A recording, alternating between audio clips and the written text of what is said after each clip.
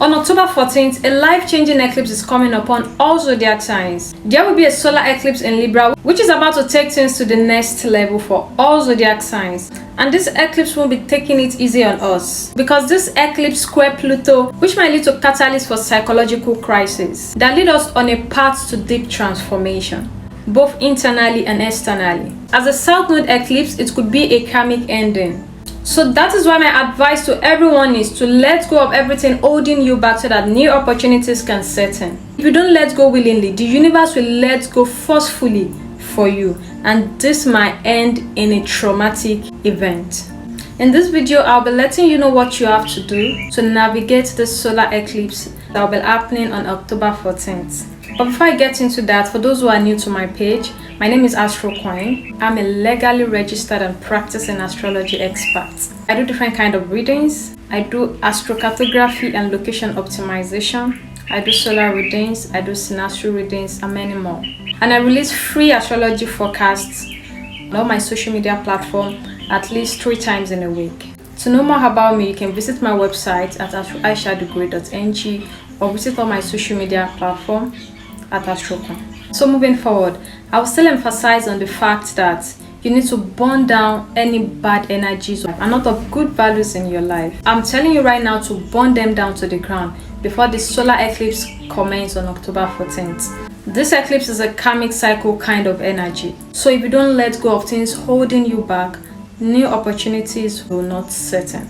This upcoming new moon is not for setting intentions, but for observing things that are coming into your life, looking at how things play out, and looking at what is coming for you. Because this upcoming new moon, we don't have control over what is coming, especially because of the Pluto energy. We won't be able to control things. Now for Aries, if you have your sun, moon, or rising sign in Aries, this energy is happening in your 7th house. 7th house is the house of relationship and partnership.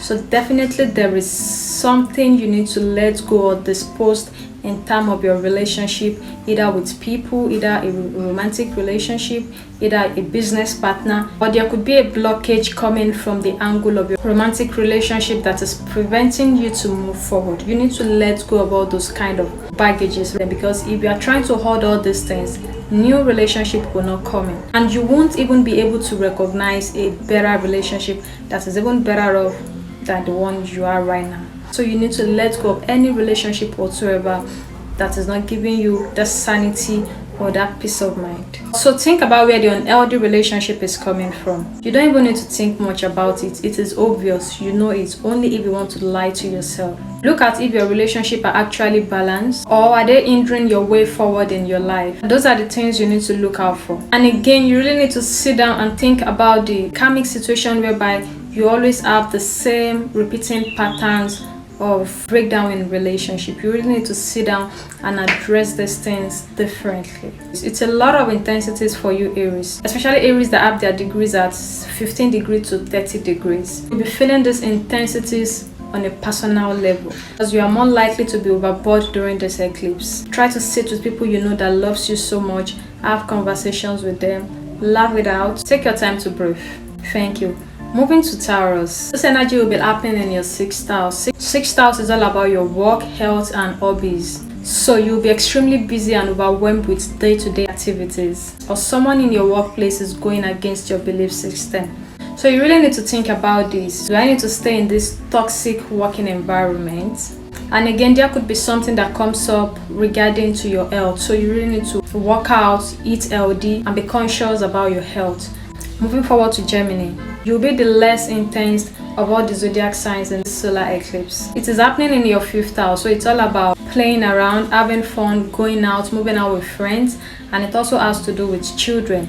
I'm very sorry but I have to say this. Some ladies that have their sun, moon, or rising sign in Gemini that are not ready for pregnancy have a high chances of being pregnant during this solar eclipse. So you really need to be careful out there.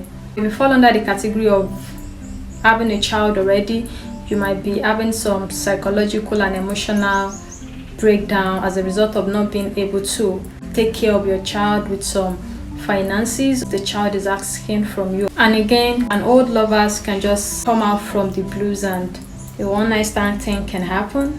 So expect anything, but you need to be careful out there.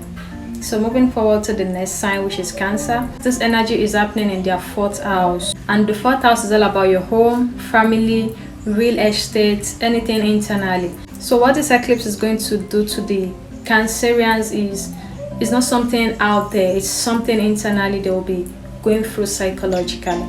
There might be someone in the family that is stressing you or giving you some unnecessary pressure.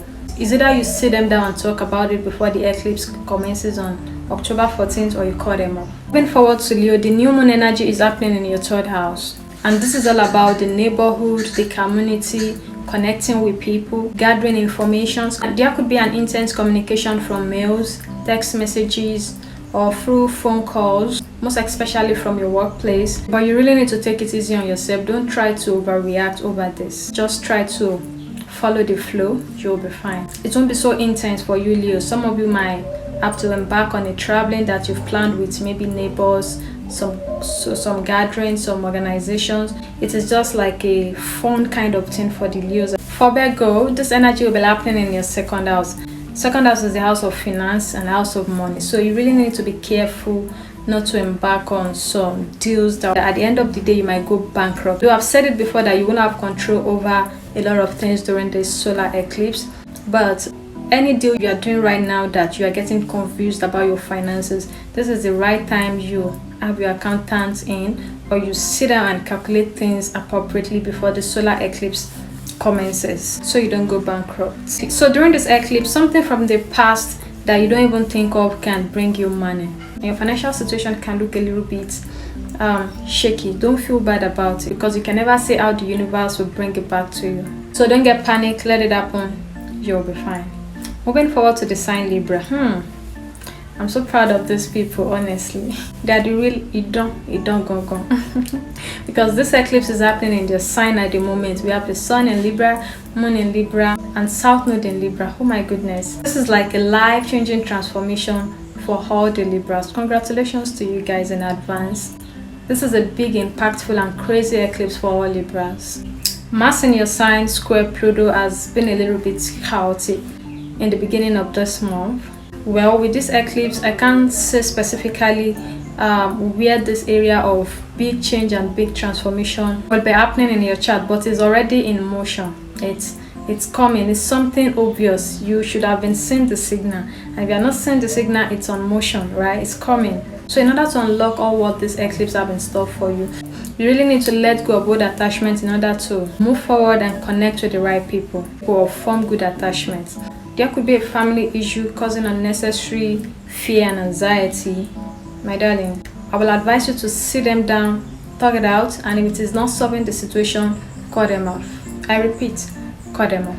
Because you need to focus on something different in your life. There is a cycle in your life that is coming to a huge major ending, because you need to transform. Because after this year 2023, you are going to be an entirely different person. People are not going to view you the same way they used to view you. Your relationship status will change. So this period, you really need to be self-aware with people you are connecting yourself with, so you don't connect yourself with rubbish.